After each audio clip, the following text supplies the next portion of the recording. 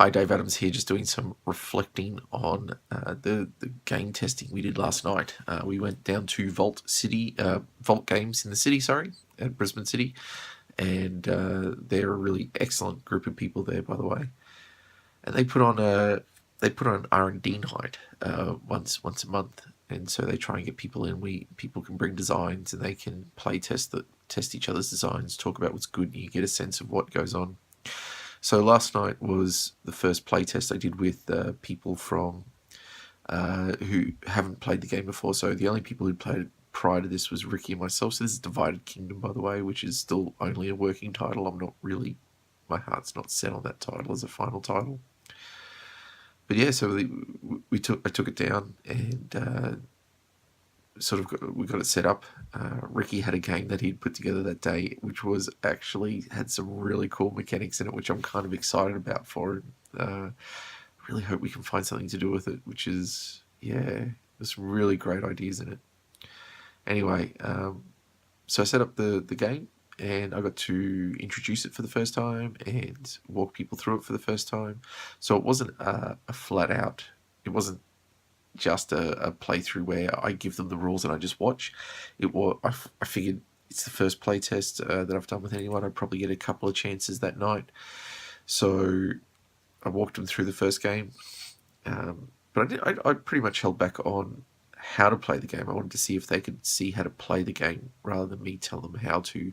I just gave them the rules. And I think that's a key difference and one of the big discussions in game rules development at the moment is how do you teach people both the rules of the game and how to play the game. And I'm not even talking just about general heuristics. I'm talking about knowing how to transition and move from one idea to the next, or one mechanic to the next, how to get mechanics to work together, and how to follow the rules adequately. One of the companies that gets a lot of buzz for this is Fantasy Flight Games, which will have two rule books. One has the actual rules, and the other has tutorial sessions. So it walks you through step by step how to actually play the game, which I think is, that's a really clever idea. So I was the tutorial session in a sense. So I designed Divided Kingdom to be about a 30-minute game. It's less. If you're playing it, I figure for experts, people who have played the game a bit, it should be less. One of the key things I wanted to have was this big ramp up where, I wanted that drafting mechanic to be really key to building good military strategy and to personalizing the gameplay.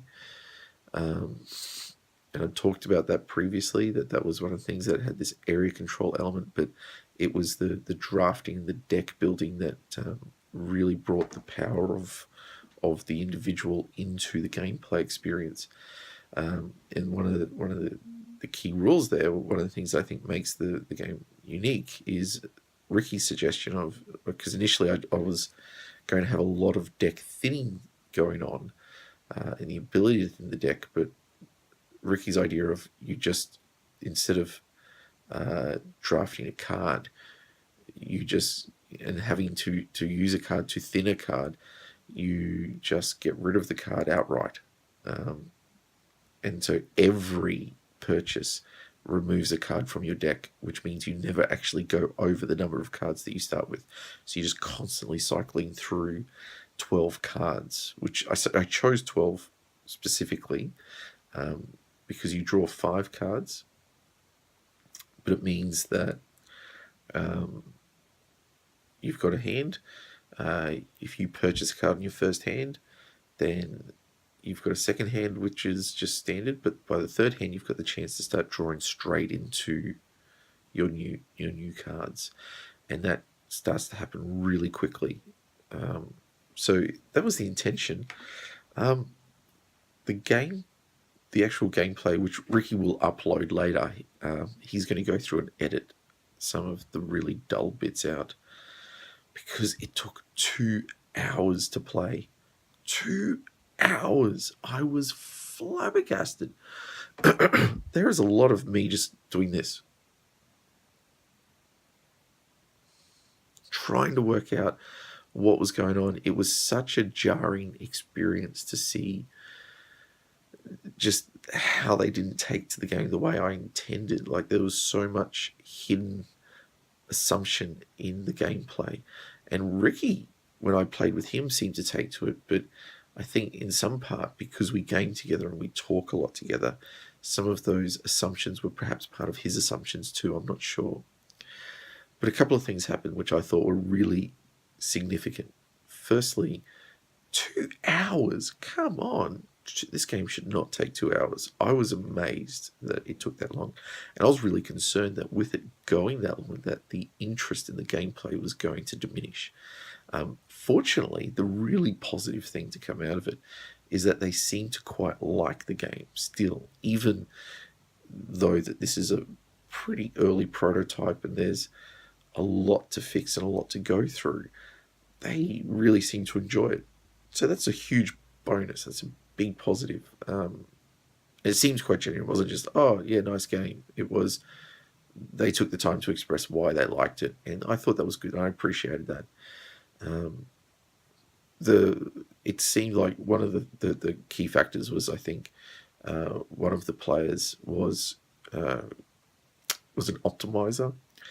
And so every decision, every move was calculating several turns in advance. It was trying to work through the state of the board. So it wasn't, there was no gut reactions, there was no gut decisions. So it was painstakingly long. And so that was quite a surprise for me, that I just never considered this game could even last 2 hours. But I think that the fact that it did, and they still seemed to indicate that they liked it, was a relief. Like, that was really, I'm really happy with that. Now I've just got to get that time down. I think the other thing that I thought was really interesting was, one of the players was a real optimizer and really taking his time and figuring things through. That actually made me kind of happy that someone who is an optimizer did consider that there was enough decision making to warrant taking the time to think it through. So it felt like those decisions had an impact. So I consider that a win. But as I was saying, the other thing I found interesting was the other player,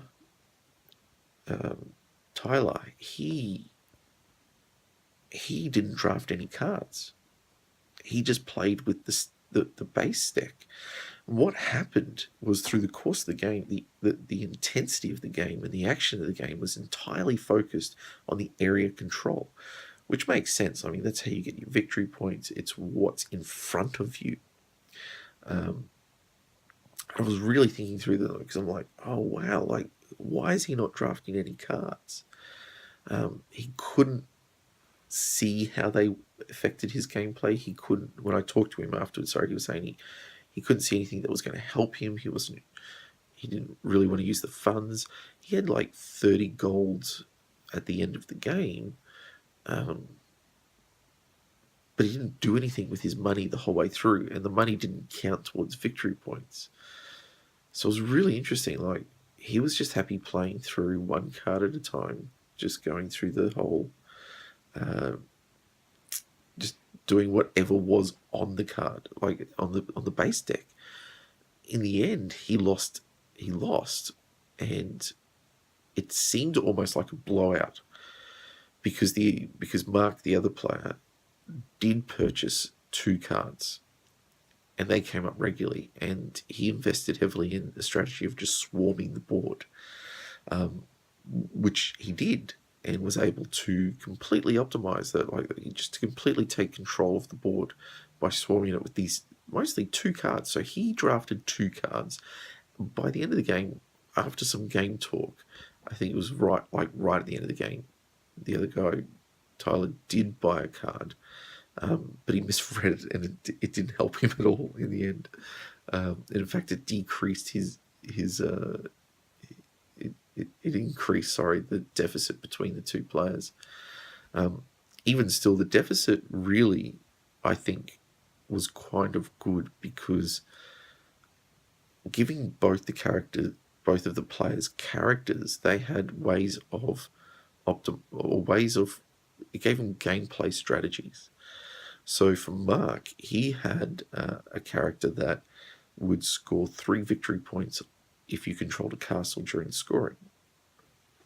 So he attacked castles, and he held control of castles, and he did that from the get-go, so he was scoring those extra victory points.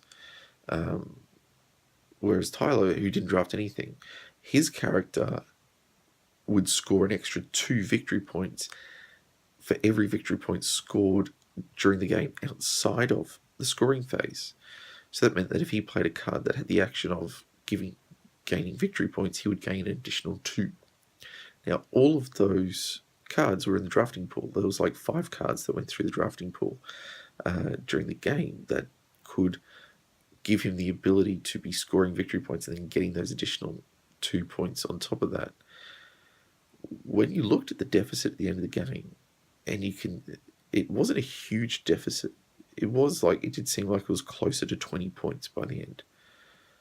But from the get-go, Mark was scoring those extra points, and Tyler wasn't capitalizing on those, on getting cards to use his ability.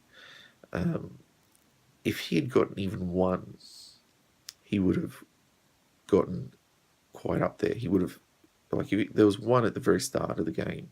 If he'd picked that up, it would have gone through multiple times, and he could have scored those extra points. And in fact, the area control element wouldn't have been such a big issue for him. He was concerned about being swamped on the board, which eventually happened. But his points, his victory points, would have been almost comparable. The other thing he didn't realize, the other thing that was really interesting was when you looked on the board and saw all of the forces on there, all of Mark's forces, in his head, he got this mental barrier that said he can't push his forces through that. So Mark was scoring big points on controlling, because you get bonuses for controlling a province. He was getting big bonus points for controlling a province when all he needed to do was push some troops through and take that bonus away from him. I think the fact that it looks like a blowout at 20 points, so it was close to 20, it wasn't quite 20. But in reality, that wasn't a big deficit considering the suboptimal play. And I want to say that, I should expect in a first play that there will be suboptimal play. I think every first game I play is suboptimal because I'm learning the game. So I don't see that as a bad thing. I'm not saying, oh, well, it was his fault. But what it alerted me to was challenging, well, why weren't they drafting? And as Mark said, well, he said he didn't need to draft any more cards because he could see that Tyler wasn't drafting any. And so it made me realize that the board, the action happening on the board, was really taking the attention of the players, and the drafting element sort of fell by the wayside. Which raises the question of is the drafting element even necessary? Now, as someone who loves drafting games, I say yes, because all of the strategy, all of the things that could allow you to refine your military tactics deck to your personal victory and way of winning the game, or way of gaining victory points, or whatever, or way of controlling the board, comes through those cards. And as a drafter, I naturally tend to want to draft anyway. Like I want variety, and I want to feel like I've done something and built something, and it's about building that engine. But it just wasn't there. It didn't happen. And so it made me question, well, instead of just going, oh, well, for starters, he doesn't really understand drafting. He didn't really understand drafting. I don't think it was something he had a lot of experience with. I'm not sure, but it didn't seem natural to him. It didn't seem to influence his decision. He didn't seem drawn to it. And so I could go, oh, well, he just doesn't know how to play the game or whatever. And there's a couple of things there. Firstly, yes, it's one of the things with when you're getting feedback from players that you go, well, they don't really understand the game as well as you do. And that's normal. But I've got to consider as a designer that every game purchased will be played for the first time by people who may not naturally understand how certain things are working. So I can't just dismiss the fact that it happened, that happened. I have to consider that what can I do as a designer to help make that more intuitive, that you would think, yeah, well, naturally I should do that, or I should see the value in that. It could be that the card seemed technical or hard to read, or too much reading to go through all 6 cards and work out, oh, do I really need them?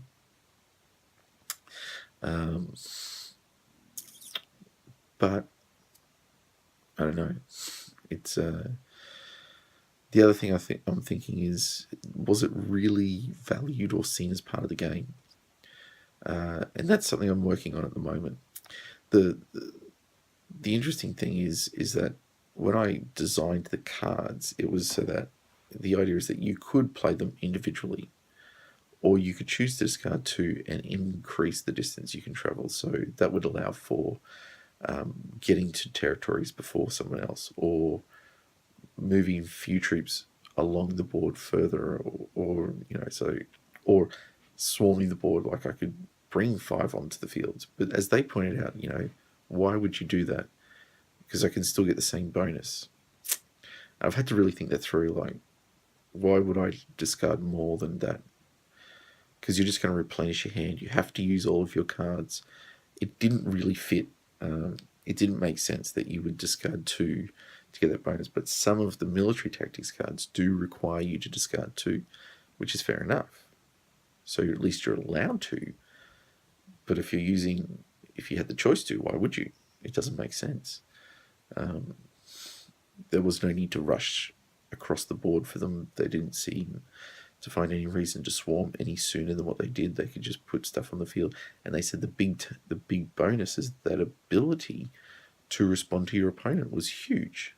It's huge. Your opponent does something and then you can respond to it. That's way better than playing your card early and seeing your opponent can just get around it.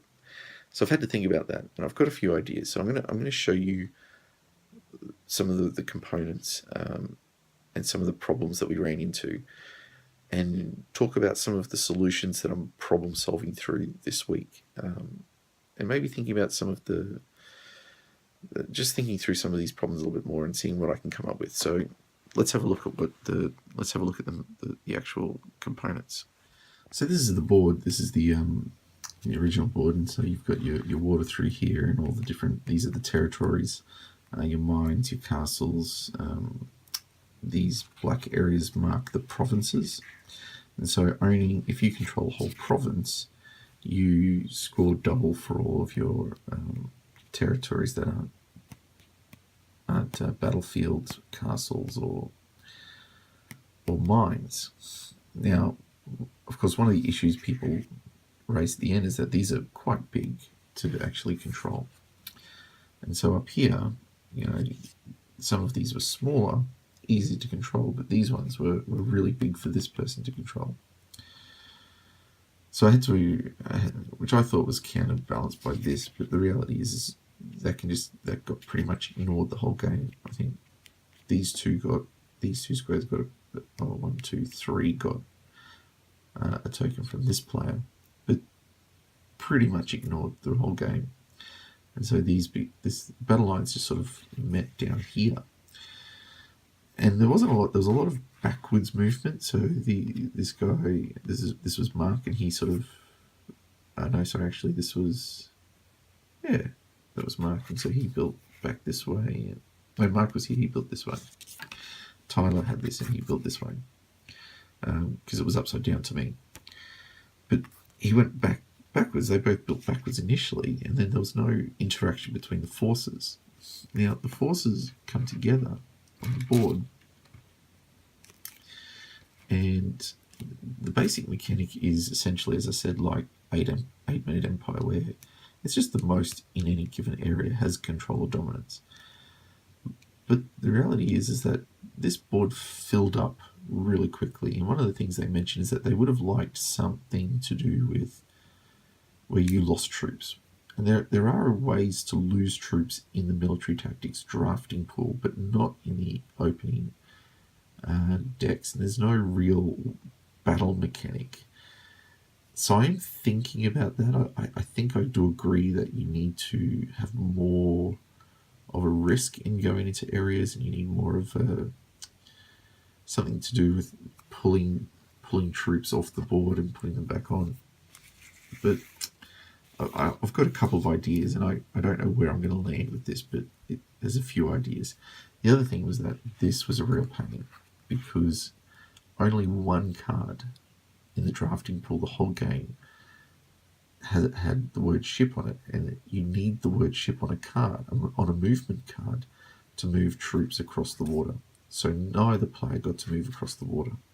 And that would have been a huge strategic advantage to Tyler, who would have gone over there, set up camp, and then just kept that area. And that's a whole province, so that would have been scoring double on these two. It would have had 2 mines, which would have given bonuses. So I had to think about that. One of the things I'm thinking about doing is in barracks, the garrisons. Initially called them garrisons, but I think they're going to be barracks because you don't move them. But yeah, I had to fix up some of the wording on the text there. But one of the options I had was this is one of the early sort of basic cards that I had, but I'm thinking of a utility card to go in every beginner deck or every base deck that will allow you to build a barrack, which they've all got anyway. There's only one card in the whole game that each player has that allows them to build a barracks, which they can do anywhere on the board, and allows you to, instead of just summoning or recruiting at your capital, your part of the capital, you can now suddenly recruit somewhere else on the map. So it's a bonus. It'll include a ship, so there'll be one ship in the start of every deck. And one of the things I'm thinking about is having a skirmish there. You can choose to use the skirmish action, which would be that you would have some sort of territory or province or whatever, and you would declare a skirmish in this area, and then there would be a way of determining win and loss, and troops would be lost. Whoever survives would be the victor of that skirmish. So I'm thinking that through, because I'm also thinking that could extend into a more fuller mechanic where one of the actions that you can take is to place one of the cards in your hand into a skirmish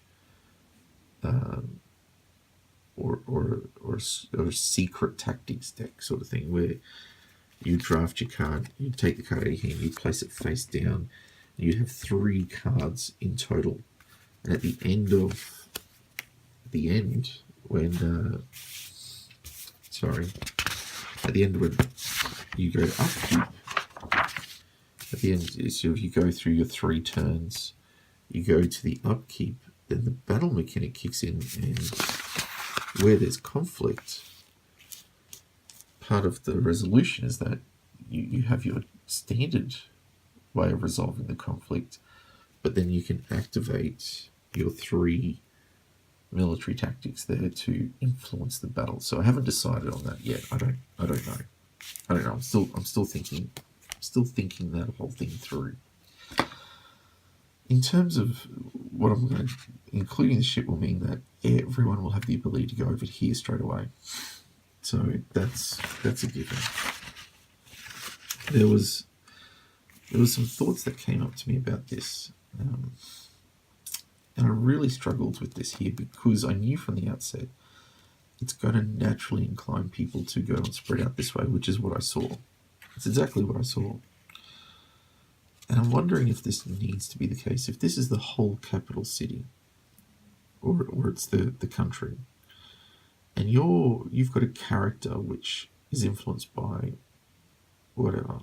It might be that they want more mines or castles, or they want more of just the plain territories, or they want to control a province.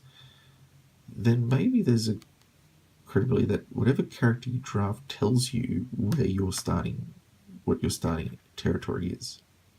And so you might actually start here, or you could start maybe even next to each other.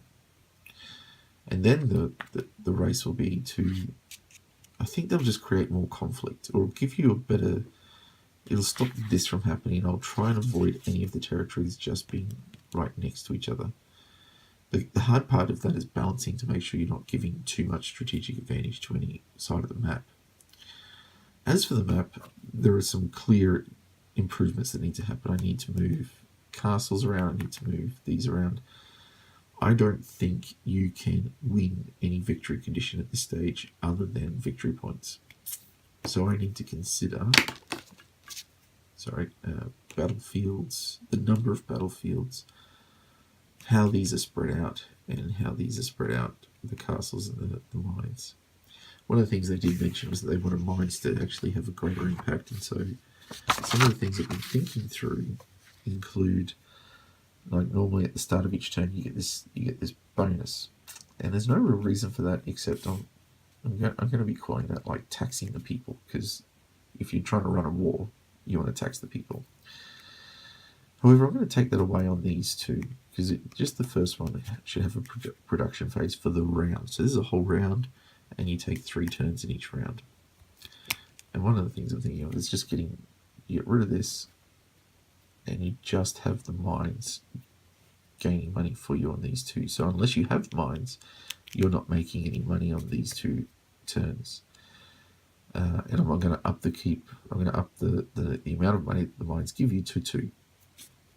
One of the things I think I want more of is more money in the early stage, because it was that first turn there wasn't a lot of draft. The drafting cost was quite big, so I need to up the money to give people more of an incentive to draft. So that's one of the main changes I'm going to be making. It's important that I change this around. That's a technical thing that I'll just deal with on my own. I'll make that happen. But in terms of the map, one of the things that really occurred to me was that I actually can play with this more. It doesn't have to be so just so plain. I mean, I could have areas that are blocked off. So I could have a mountain range here, and players can't go through the mountain range. Or I could have a lake here, and players can't go across the lake from this side to this side. I could even have 2 there, and then that would give the ship card more utility for those sections. So, there's some thoughts with that.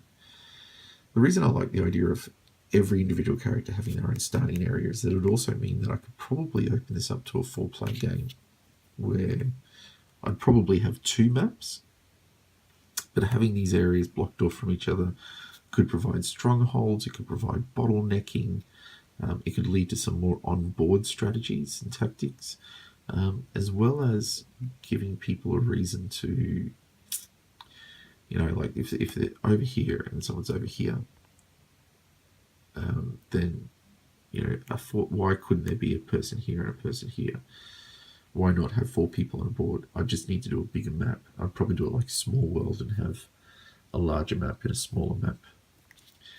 The final thing I think I need to really work on is the actual, in terms of the card drafting, one of the thoughts was they really liked, sorry, everything everywhere here.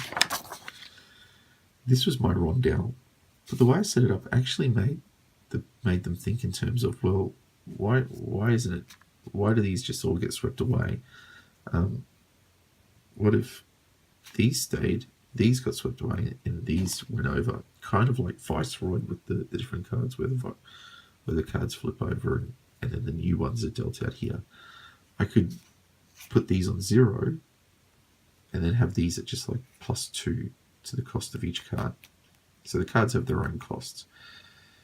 So that's something to consider, as I could probably do that, which would incentivize, again, like, there's no cost for these ones, so these ones would be cheaper, but these ones you might like, well, I could get that if I pay the extra 2.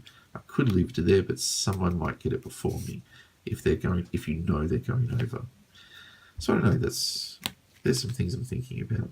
Sorry, I was going to cut away, but then I realized I wanted to do this. One of the final things I wanted to do was the idea of the cards is that these are the very early basic cards, but that all adds up to movement, that all adds up to the X's add up to recruitment, and these zeros add up to dollars. So for instance, I could discard 1 card and I could take 1 movement action, or I could recruit 2 recruits or take $1, but I can discard 2 and I can take 3, 4, or 1. But as I said earlier, there was no incentive for doing that. They pretty much played the whole game 1, 1, 1, 1. The way I was going to solve that, well, one of the things I'm thinking about doing for solving that is actually having all the different actions you can take down here.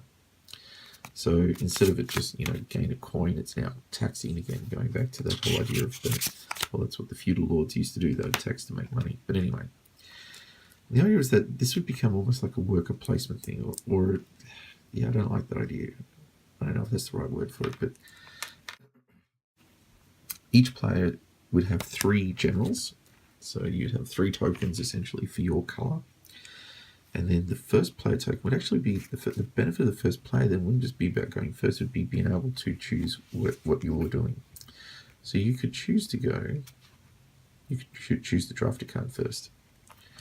And the second person could either choose to draft a card as well, but knowing that that person can't put 2 down for there, or can they? I don't know, I haven't thought about that. But you wouldn't want to miss the bonuses. So you've got, what I've got is if you take the first spot, you get a bonus. So if you're drafting a card, you get to add 2 to any cost of a card. Oh, add 2 to take off the cost of any card. If you're going to take the movement action, you get +2 to movement. If you're going to take the deploy or recruit troops, it'd be +1 extra troop.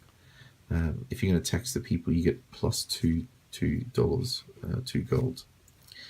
So you might choose to do that, but what that means is there'd be no reason, you couldn't do 2, you couldn't do 2 of the same ones. So if the first player is going to go, well, they're going to try and take, maybe they're going to move. Okay, well then I'm going to recruit. That's all good and dandy. Well, now I'm going to, I'm also going to tax. I'm going to draft. But there's no bonus to go in second. So it's something I'm considering. So you get 3 actions for the turn, which then means that you have 5 cards, but only 3 actions you can take. Which means, well, you could still use the effects. I haven't fully thought through all the rules of that. Like some cards have effects. And so my thinking is, at this stage, early, just problem solving, you could use the effect. You could do any of these in any order, in which case, if you choose to do that, you take it away. And then you say you've done that action. But these could be like, almost like, my thinking is, in terms of the conceit of the game, they could act as decoys. So you could discard your whole hand for one of them, and then these 2 are worthless. So they could just be ways of throwing your opponent off. Or blocking your opponent from getting that bonus. It's something I'm thinking through. Clearly, I want to increase the utility. I wanted to bring drafting, make sure that people remembered it and thought about it, valued it, that there was incentive for it. There's incentive for taking those turns. So just something I'm thinking through. And at the same time, that's just one playthrough. And I've probably got like 999 more playthroughs to go through before this game gets anywhere. But it's early days, and I'm trying to take note of the design process and how decision making is occurring, and on the basis of why the decisions are occurring, why am I making these decisions from what I observe and from what I know. And I hope that you're finding it useful if you're a designer or into design. And I'm not even a designer yet. I'm just working at it, trying to get there, trying to build a process. And in the meantime, hopefully making a game which is going to be somewhat fun. So certainly the boys who played last night, who are really grateful that they did and showed me a lot and opened me up to a lot, I hope that they, I want to thank them for playing it, but I hope they're not the only ones that get a chance. And they gave me a lot of encouragement to go forward. They really said that that it's the makings of a really good game there. And that's encouraging. So I think I'm keen to, this week I'm going to try out a few different rule changes and play against myself for a bit, see if I can refine some of those and then add them into the prototype and see what happens next time. Until then, I'm Dave Adams. I'll catch you later. And if you saw anything, some thoughts or ideas you want to add into there, throw them in the comment section below. And if you like what we're doing, then hit the subscribe button or hit the like button for here if you like the video. I'll talk to you soon. Bye.